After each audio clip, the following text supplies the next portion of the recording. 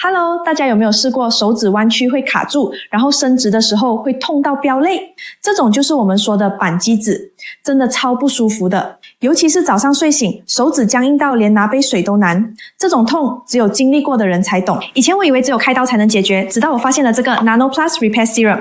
它最厉害的就是可以帮助我们生回骨胶原蛋白，从根源解决骨油不够的问题。而且它没有类固醇、止痛药，连酒精都没有，安全到小孩、孕妇都可以用。你可以在 Pharmacy 找到它，证明它真的值得信赖。